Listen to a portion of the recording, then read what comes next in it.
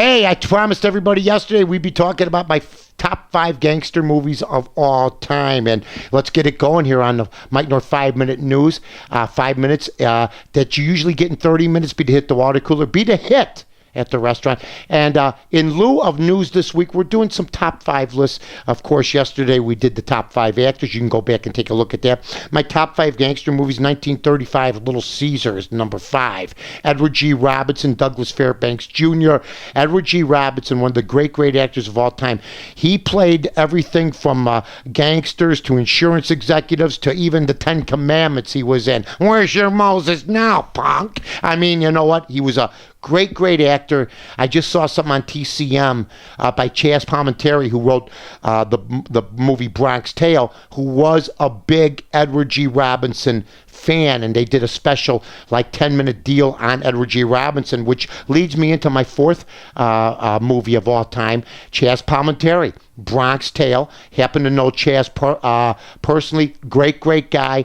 True story, if you haven't seen it, it's set in New York, the Bronx back in the day. The Belmont district, which was heavy Italian, was mob infested at the time, and that's basically that's it in a nutshell. It's a story from a kid's point of view who was Chaz, who grew up looking up and idolizing a mob figure, which caused conflict between Chaz's character, the son, the guy that he knew, and Robert De Niro, who plays his father, who was a bus driver. Just an outstanding movie. Number 3 is a movie that when I first saw I didn't even like. Casino. I can now quote, and Corey and I quote Casino all the time. We quote movies. It's something that we have in common. We have a good time doing it. It's a lot of fun. I don't care what movie you're talking about. We'll come up with the names. You should hear us do Hangovers sometime.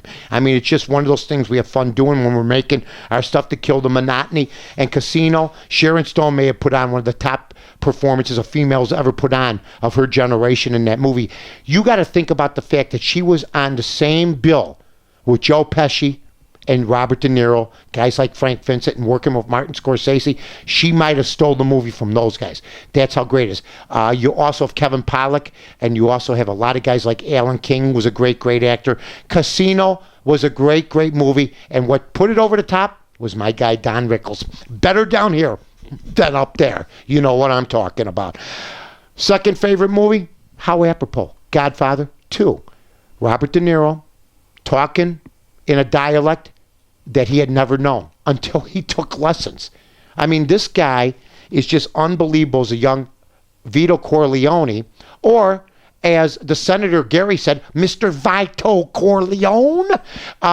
Vito Corleone, probably if you just look at acting ability alone, De Niro as Vito Corleone, the young man, probably the best acting job he's ever done.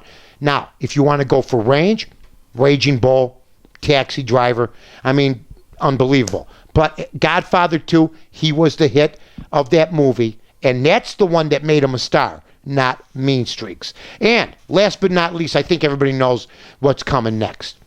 Absolutely. Pauly Shore is dead. No, it's not Pauly Shore is dead. It's Godfather. And it's not Godfather 1. It's just The Godfather. I was never a Marlon Brando fan. Yet, when he made that, I became a fan. That showed you how great an actor he was. And you have such great actors and that were just starting out, James Caan, Al Pacino, Diane Keaton. I mean, these are people, Talia Shire. Are you kidding me? These are people whose careers, from making that movie, took a giant step. John Cassell, who played Fredo, every movie he was in, was an Oscar-nominated movie. Think about that, ladies and gentlemen. Every movie John Cassell was in, and you can check them out. I know Corey's going, are you sure about that? Yeah, look it up. Check it out. Dog Day Afternoon, Oscar nominated. Godfather 1, Godfather 2, Oscar nominated. Deer Hunter, Oscar nominated. Corey's amazed at my recall. He really is, as I'm looking at him. He admires me from a distance.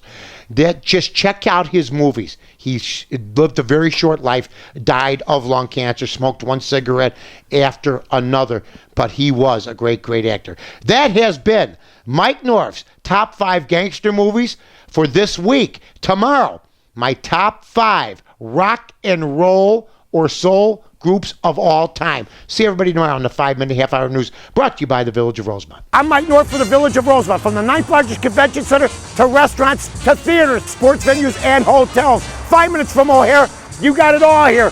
Rosemont, you can't miss it.